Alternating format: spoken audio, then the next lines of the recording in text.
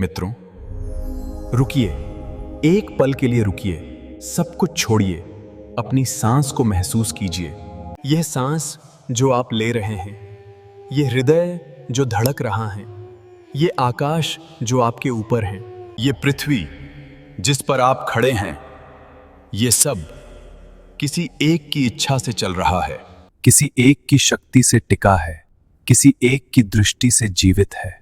वे ब्रह्मा नहीं हैं जो केवल बनाते हैं, वे शिव नहीं हैं जो केवल संहार करते हैं, वे पालते हैं, वे रक्षा करते हैं, वे संतुलन बनाए रखते हैं। जब जब धर्म डूबने लगा वे आए, जब जब अधर्म बढ़ा वे अवतार लिए, जब जब सृष्टि संकट में पड़ी वे उठे। मछली बने, कछुआ बने, वराह बने, नरसिंह बने, वामन बने, परशुराम बने, श्री राम बने, श्री कृष्ण बने, और एक अवतार अभी आना शेष है जिसका नाम है कल्कि, जो इस कलयुग के अंत में आएगा और जो होगा वह इस संसार ने कभी नहीं देखा। आज हम उनसे वे प्रश्न पूछेंगे जो कभी नहीं पूछे गए। वे नीले क्यों हैं? शेष नाग पर क्यों लेटते हैं? क्षीर सागर में क्या रहस्य है? उन्होंने समुद्र मंथन क्यों कराया और उसमें उनकी क्या चाल थी? देवी लक्ष्मी उन्हीं को क्यों चुना? और वह रहस्य जो त्रिलोक में सबसे बड़ा है, श्री विष्णु और महादेव शिव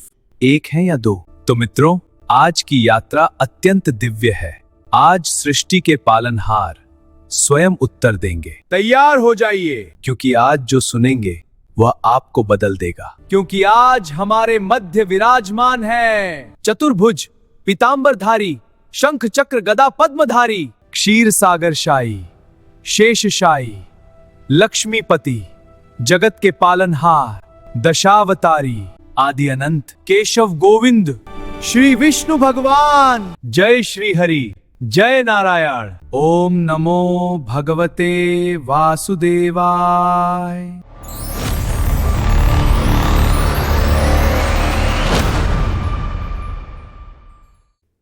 भगवान, त्रिलोकी वार्ता में आपका स्वागत है, परंतु स्वागत शब्द भी छोटा है, क्योंकि आप तो सर्वत्र हैं। आप तो यहां भी थे जब मैं यहां नहीं था, तब भी। तो वास्तव में आपका स्वागत नहीं, वास्तव में आपके दर्शन की अनुमति है, और यही हमारा सौभाग्य है। नारद, तुमने पुकारा, मैं आया। यह सदा से है, यह सदा रहेगा। जो पुकारता है मैं उसके पास जाता हूं, यही मेरा स्वभाव है, यही मेरा धर्म है। तुमने कहा प्रश्न है, पूछो, परंतु एक बात पहले, जो उत्तर मैं दूंगा वे उत्तर केवल शब्द नहीं है, वे अनुभव हैं, वे सत्य हैं। जो इन्हें केवल कानों से सुनेगा वह कुछ नहीं पाएगा, जो इन्हें हृदय से सुनेगा उसका जीवन बदल जाएगा। तो शुरू करो। मित्रों, सुन रहे हैं, श्री विष्णु जी आए। वे त्रिलोक के पालनहार हैं, वे शेष नाग पर हैं, पर वास्तव में कभी विश्राम नहीं करते। भगवान, पहला प्रश्न, आप नीले क्यों हैं? ये रहस्य क्या है? इस नीले रंग का अर्थ क्या है? नारद, यह सबसे सुंदर प्रश्न है। नीला रंग अनंत का संकेत है। आकाश को देखो, नीला है, समुद्र को देखो, नीला है, ब्रह्मांड भी नीला है, और मैं अनंत हूं, मेरी कोई सीमा नहीं, मैं सर्वत्र व्याप्त हूं, इसीलिए नीला हूं। परंतु नारद, एक और रहस्य है। नीला रंग मन को शांति देता है, भय दूर करता है। जब भक्त संकट में होता है वो मुझे नीले रूप में देखता है और उसका भय चला जाता है। मेरा नीला रंग एक संदेश है, मत डरो, मैं हूं, यही मेरा आश्वासन है। सृष्टि के आरंभ में सर्वप्रथम जल था, विशाल अनंत नीला जल। इसीलिए मेरा रंग उस आदि जल का रंग है। मैं सृष्टि से पहले था और बाद में भी रहूंगा। और आपके 4 हाथों में शंख, चक्र, गदा, पद्म, ये क्यों? ये संकेत क्या बताता है? नारद, यह 4 वस्तुएं साधारण नहीं हैं। ये चारों सृष्टि के 4 महान सत्य हैं। शंख, जब मैं शंख बजाता हूं उसकी ध्वनि ओम है। ओम जो सृष्टि की प्रथम ध्वनि थी। जब यह संसार बना तो जो पहली आवाज हुई वह ओम थी। सुदर्शन चक्र, ये केवल अस्त्र नहीं, ये काल का प्रतीक है जो तेजी से घूमता है, रुकता नहीं। समय रुकता नहीं, सृष्टि का चक्र रुकता नहीं। जब धर्म का शत्रु आता है ये चक्र काट देता है। गदा ये शक्ति का प्रतीक है, केवल बल नहीं, ज्ञान की शक्ति जो अज्ञान को एक प्रहार में चूर कर दे। पद्म, कमल, ये सबसे महत्वपूर्ण है। कमल कीचड़ में खिलता, जल में रहता, पर जल भिगोता नहीं। ये संदेश है, संसार में रहो, कष्टों में रहो, पर उनसे लिपटो मत। जैसे कमल निर्लिप्त रहता है। मेरे 4 हाथ 4 दिशाओं में हैं, उत्तर, दक्षिण, पूर्व, पश्चिम, अर्थात मेरी दृष्टि सर्वत्र है, कोई दिशा ओझल नहीं। भगवान, एक रहस्य जो युगों से सबके मन में है। आप शेषनाग पर लेटते हैं, क्षीर सागर में, पालनहार, विश्राम में, ये क्या है? नारद, ये मेरे बारे में सबसे बड़ी भ्रांति है। लोग सोचते हैं मैं विश्राम कर रहा हूं, परंतु मैं कभी विश्राम नहीं करता। मैं लेटा हूं, परंतु मेरी आंखें खुली हैं। खुली आंखों से मैं सृष्टि देख रहा हूं। प्रत्येक जीव को, प्रत्येक घटना को, जो अभी हो रहा है, जो होने वाला है, यह योग निद्रा है, जागते हुए जागरण, यही मेरी स्थिति है। और शेषनाग, नारद, शेषनाग कोई साधारण सर्प नहीं है। शेषनाग आदिशेष हैं, वे इस सृष्टि के आधार हैं। जब सृष्टि का अंत होता है, जब सब कुछ नष्ट हो जाता है, तब भी शेष रहते हैं, आदिशेष। और उन्हीं पर मैं विश्राम करता हूं। इसका अर्थ है, जब सब खत्म हो जाए तब भी आधार रहता है, और उस आधार पर नई सृष्टि का बीज पड़ता है। आदिशेष के सहस्र मस्तक सहस्र दिशाओं में सृष्टि को थामे हैं। और क्षीर सागर, क्षीर अर्थात दूध, जो पोषण का प्रतीक है, जो जीवन का प्रतीक है, जो शुद्धता का प्रतीक है। मैं उस सागर में हूं जो पोषण का सागर है, क्योंकि मेरा कार्य ही पोषण है संपूर्ण सृष्टि का। और एक रहस्य और, नारद, जब कोई भक्त रात को सोता है और मन में मेरा नाम है, तो उसकी नींद और मेरी योग निद्रा एक ही है। वो भी क्षीर सागर में ही है, बस उसे पता नहीं। भगवन, समुद्र मंथन, यह प्रसंग सुनकर मन में सदा एक प्रश्न आता है। देव और असुर दोनों ने मिलकर मंथन किया, परंतु इसके पीछे आपकी क्या चाल थी? क्या ये सब आपकी ही योजना थी? नारद, तुमने सही शब्द कहा, चाल। हाँ, ये सब मेरी योजना थी, पूरी तरह, प्रारंभ से अंत तक। सुनो, उस समय देवता कमजोर पड़ गए थे। ऋषि दुर्वासा के श्राप के कारण देवताओं की शक्ति क्षीण हो गई थी। असुर शक्तिशाली होते जा रहे थे। देवता मेरे पास आए, सहायता मांगी।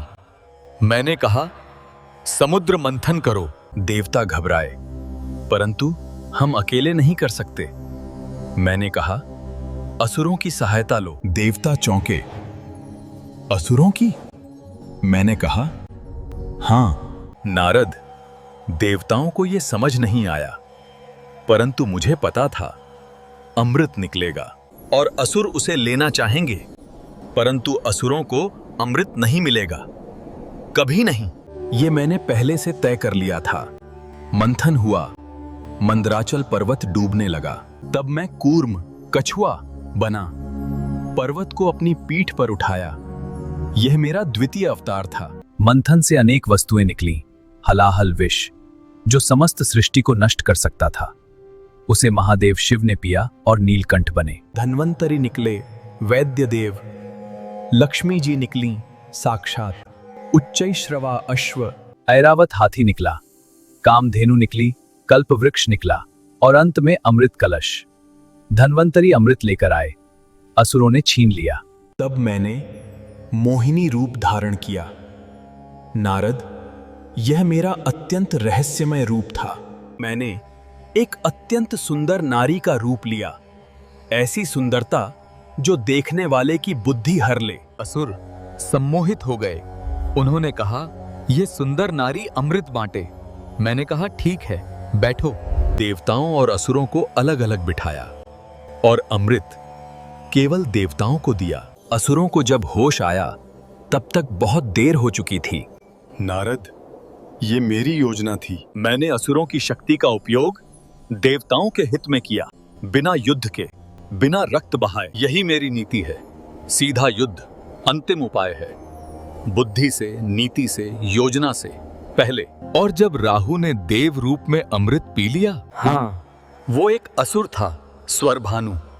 उसने देवता का रूप बनाकर अमृत की पंक्ति में बैठ गया। सूर्यदेव और चंद्रदेव ने पहचाना। उन्होंने मुझे संकेत किया। मैंने सुदर्शन चक्र से उसका सिर अलग किया, परंतु वो अमृत के कुछ बूंदें पी चुका था, इसलिए वो मरा नहीं। उसका सिर राहु बना। और आज भी राहु और केतु सूर्य और चंद्र को ग्रसते हैं प्रतिशोध में। इसे ग्रहण कहते हैं। नारद, सृष्टि में कोई भी घटना बिना कारण नहीं होती, ग्रहण भी नहीं।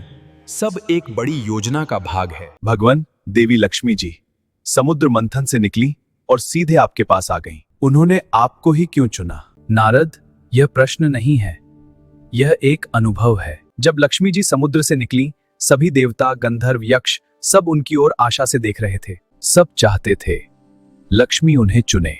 ब्रह्मा जी भी वहां थे, इंद्रदेव भी वहां थे, परंतु लक्ष्मी जी ने किसी की ओर नहीं देखा।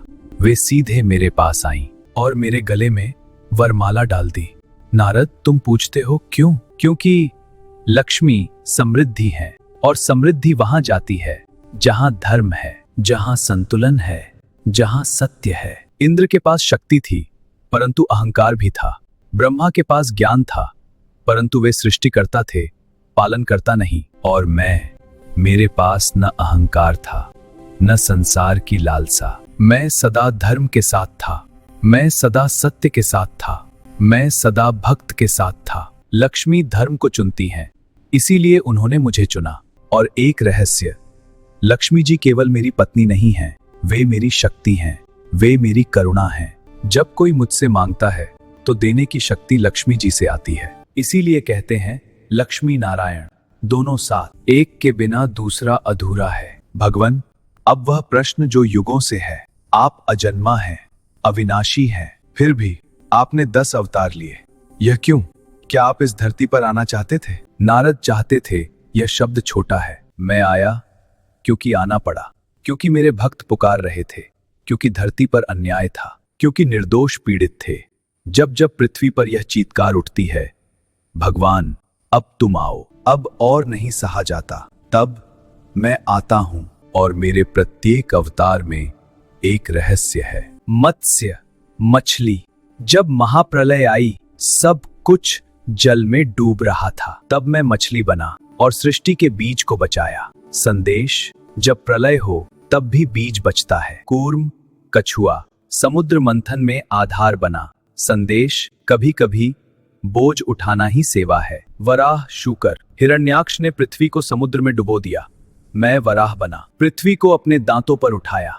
संदेश, जब भूमि संकट में हो उसे उठाना पड़ता है। नरसिंह, आधा मनुष्य आधा सिंह। नारद, यह मेरा सबसे रहस्यमय अवतार है। हिरण्यकश्यप ने वरदान लिया था, मैं न मनुष्य से मरूंगा, न पशु से, न दिन में न रात में, न घर में न बाहर, न आकाश में न पाताल में, न अस्त्र से न शस्त्र से। उसे लगा वह अमर है, परंतु नारद, जब मैं संकल्प लेता हूं तो असंभव नहीं रहता। मैं न मनुष्य न पशु नरसिंह बना, न दिन न रात संध्या काल में, न घर के अंदर न बाहर देहरी पर, न आकाश में न पाताल में गोद में, न अस्त्र न शस्त्र नख से।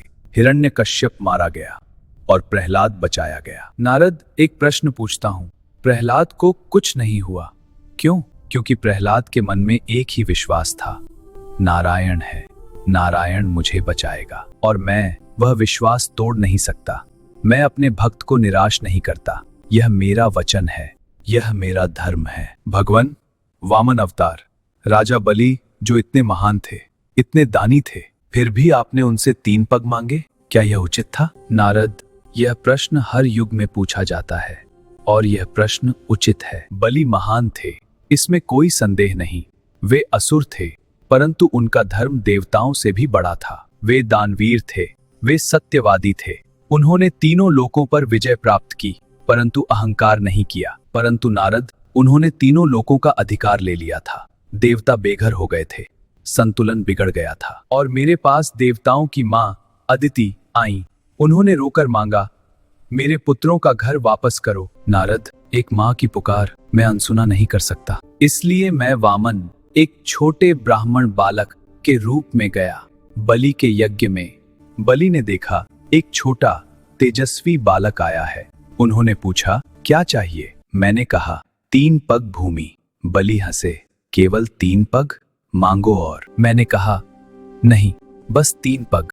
उनके गुरु शुक्राचार्य ने कहा, मना करो। परंतु बलि ने कहा, गुरुदेव, मैं मना नहीं करूंगा। और उन्होंने जल हाथ में लेकर संकल्प किया। नारद, उस पल मैंने अपना विराट रूप धारण किया। पहले पग में पूरी पृथ्वी, दूसरे पग में संपूर्ण आकाश और स्वर्ग, और तीसरे पग के लिए कहीं स्थान नहीं था। मैंने बलि से पूछा, तीसरा पग कहाँ रखूं? बलि हिचके नहीं, उन्होंने अपना सिर झुकाया, कहा, भगवन, मेरे सिर पर। नारद, उस क्षण मैंने बलि को पहचाना। वे हार नहीं रहे थे, वे जीत रहे थे। जिस व्यक्ति के सामने स्वयं भगवान आए और वह विचलित न हो, वह महान है। मैंने बलि के सिर पर पग रखा और उन्हें पाताल का राज्य दिया और एक वरदान और दिया, बलि, प्रत्येक वर्ष एक बार तुम अपनी प्रजा से मिल सकते हो। नारद, यही ओणम का उत्सव है केरल में। आज भी जब बलि अपनी प्रजा से मिलने आते हैं और प्रजा दीप जलाकर उनका स्वागत करती है, मैंने बलि को हराया नहीं, मैंने उन्हें अमर कर दिया। भगवान, आपने श्री राम का अवतार लिया, श्री कृष्ण का अवतार लिया, दोनों आप ही हैं, परंतु दोनों में इतना अंतर क्यों? श्री राम मर्यादा पुरुषोत्तम, श्री कृष्ण रास लीला, यह कैसे? नारद, यह सबसे सुंदर प्रश्न है। श्री राम और श्री कृष्ण दोनों मैं हूं, परंतु दोनों अवतारों का उद्देश्य अलग था। त्रेता युग में मनुष्य को आदर्श चाहिए था। एक आदर्श पुत्र, पति, राजा, मित्र कैसा होता है, यह दिखाना था। इसलिए श्री राम ने हर मर्यादा का पालन किया, चाहे कितना भी कष्ट हो। श्री राम ने दिखाया, धर्म के लिए सब कुछ छोड़ा जा सकता है। द्वापर युग में मनुष्य को एक और सत्य चाहिए था। जीवन केवल कठोर नियमों का नाम नहीं है। जीवन में प्रेम भी है, आनंद भी है, लीला भी है। श्री कृष्ण ने दिखाया, नियम से बड़ा प्रेम है, विधि से बड़ा भाव है, मर्यादा से बड़ा समर्पण है। और गीता, नारद, गीता, जब अर्जुन युद्ध भूमि में रो पड़ा, तब मैंने श्री कृष्ण के रूप में जो कहा, वह केवल अर्जुन के लिए नहीं था, वह संपूर्ण मानव जाति के लिए था, हर युग के लिए था। कर्म करो, फल की चिंता मत करो। यह संदेश आज भी उतना ही सत्य है जितना उस दिन था। श्री राम ने दिखाया आदर्श, श्री कृष्ण ने दिखाया वास्तविकता, दोनों मिलकर पूर्ण है। भगवान, यह प्रश्न सबसे बड़ा है, जो त्रिलोक में सबसे गहरा रहस्य है। वैष्णव कहते हैं विष्णु सर्वोच्च हैं, शैव कहते हैं शिव सर्वोच्च हैं, परंतु आप क्या कहते हैं? नारद, यह प्रश्न सुनकर मेरे मन में करुणा आती है। मनुष्य ने यह विवाद खड़ा किया, हमने नहीं। शिव और मैं, हम दो नहीं हैं। नारद, सुनो, एक बार मैं और शिव दोनों बैठे थे। तब शिव ने मुझसे पूछा, विष्णु, तुम्हारे प्रिय भक्त कौन है? मैंने कहा, जो शिव का नाम लेता है वह मुझे प्रिय है। और शिव ने कहा, जो विष्णु का नाम लेता है वह मुझे प्रिय है। नारद, यही उत्तर है। हम दोनों एक ही परम तत्व के दो रूप हैं। जैसे अग्नि और उसकी ऊष्मा अलग हैं परंतु अभिन्न हैं। मैं पालनहार हूं, शिव संहारक हैं, ब्रह्मा सृष्टिकर्ता हैं। तीनों मिलकर एक ही चक्र है, सृष्टि, पालन, संहार और फिर नई सृष्टि। यह चक्र रुकता नहीं, यह चक्र ही ब्रह्मांड है। और एक रहस्य, मैंने शिव की स्तुति की है, शिव ने मेरी स्तुति की है। जो वैष्णव शिव की निंदा करते हैं वे मुझे दुख देते हैं, जो शैव विष्णु की निंदा करते हैं वे शिव को दुख देते हैं। हम दोनों एक हैं। हरिहर, जो यह समझ गया वह मुक्त हो गया। भगवंतार, वो अवतार जो अभी आया नहीं, जो इस कलयुग के अंत में आएगा। कल्कि, वह कैसा होगा और क्या यह कलयुग वही कलयुग है? नारद, कल्कि, यह नाम कल्क से बना है। कल्क अर्थात मलिनता, कल्कि अर्थात जो मलिनता को नष्ट करे। जब यह कलयुग अपनी चरम सीमा पर होगा, जब धर्म पूरी तरह लुप्त हो जाएगा, जब मनुष्य मनुष्य को पहचानना बंद कर देगा, जब सत्य बोलने वाला सताया जाएगा, जब बच्चे माता पिता को भूल जाएंगे, जब आकाश और धरती दोनों क्रंदन करने लगे, तब मैं कल्कि के रूप में अवतार लूंगा। शंभल ग्राम में एक ब्राह्मण परिवार में श्वेत अश्व पर हाथ में तलवार, और जो होगा वह इस संसार ने नहीं देखा। यह केवल संहार नहीं होगा, यह नई सृष्टि का द्वार खुलना होगा।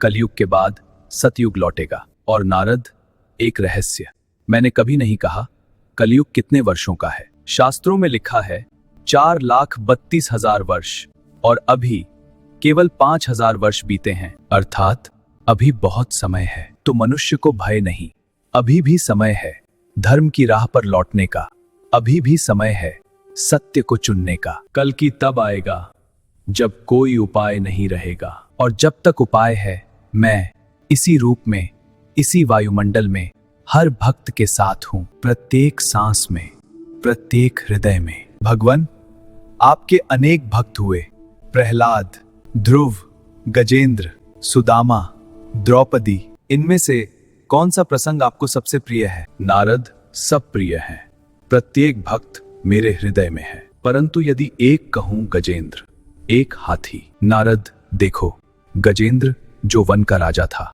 शक्तिशाली, अपराजय, एक दिन तालाब में नहाने गया और एक मगरमच्छ ने उसका पैर पकड़ लिया। हजारों वर्ष गजेंद्र लड़ता रहा अपनी शक्ति से, परंतु मगरमच्छ ने नहीं छोड़ा। धीरे धीरे गजेंद्र की शक्ति क्षीण होने लगी, वह थकने लगा, और एक पल, वह पल जो सबसे महत्वपूर्ण है, उसने अपनी शक्ति छोड़ दी। उसने स्वीकार किया, मैं अकेले नहीं कर सकता, और उसने सूंड उठाई, एक कमल पुष्प हाथ में लिया और पुकारा, आदिदेव, नारायण, मुझे बचाओ। नारद, उस एक पुकार पर मैं दौड़ा। मैं क्षीर सागर से उठा, न शस्त्र उठाने का समय था, न वस्त्र पहनने का, बस दौड़ा, और सुदर्शन चक्र से मगरमच्छ का वध किया, गजेंद्र को मुक्त किया। नारद, इस कथा का सार क्या है?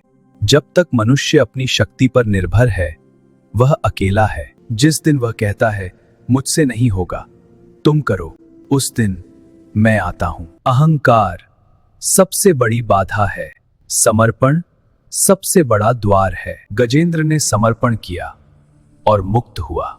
यही मोक्ष है, यही भक्ति है। भगवान, आज के इस कलयुग में जब मनुष्य भटका हुआ है, थका हुआ है, जब चारों ओर अंधकार लगता है, उनके लिए आपके शब्द सुनो। प्रथम, तुम अकेले नहीं हो, परंतु मैं इस सृष्टि के कण कण में हूं, तुम्हारी श्वास में, तुम्हारे हृदय में, तुम्हारे विचारों में। मैं कभी दूर नहीं, बस भीतर देखो, मैं वहां हूं। द्वितीय, धर्म की राह कठिन है, परंतु छोड़ो मत, धर्म पर चलने वाले को अंततः मैं बचाता हूं। श्री राम ने राज्य छोड़ा धर्म के लिए, प्रहलाद ने कष्ट सहे सत्य के लिए, हमेशा। तृतीय, कर्म करो, भय मत करो। यह संदेश तुम्हारे लिए भी है। अपना काम करो, परिणाम मुझ पर छोड़ो। जो मेरे हाथ में है वह मैं करूंगा, जो तुम्हारे हाथ में है वह तुम करो। चतुर्थ, समर्पण कमजोरी नहीं है। गजेंद्र ने समर्पण किया और मुक्त हुआ। जब तुम थक जाओ, जब लगे अब नहीं होगा, तब बस एक बार कहो, नारायण, मैं आऊंगा। पंचम, प्रेम सबसे बड़ी शक्ति है। प्रेम में मैं खिंचा चला आता हूं। लक्ष्मी जी ने प्रेम से मुझे चुना, प्रहलाद ने प्रेम से मुझे पाया, गजेंद्र ने प्रेम से मुझे पुकारा। मंत्र से नहीं, यज्ञ से नहीं, केवल निर्मल प्रेम से। और अंत में, नारद, यह सृष्टि मेरी है, प्रत्येक जीव मेरा अंश है। जब तुम किसी जीव को कष्ट देते हो, तुम मुझे कष्ट देते हो। जब सेवा करते हो, तुम मेरी सेवा करते हो। यही सबसे बड़ी पूजा है, यही सबसे बड़ा मंत्र है। और याद रखो, मैं था, मैं हूं, मैं रहूंगा। सृष्टि बनेगी, मिटेगी, फिर बनेगी, परंतु मैं कभी नहीं मिटूंगा, क्योंकि मैं वह हूं जो सदा है। ओम नमो भगवते वासुदेवाय। मित्रों, आज त्रिलोकी वार्ता में स्वयं पालनहार ने उत्तर दिए।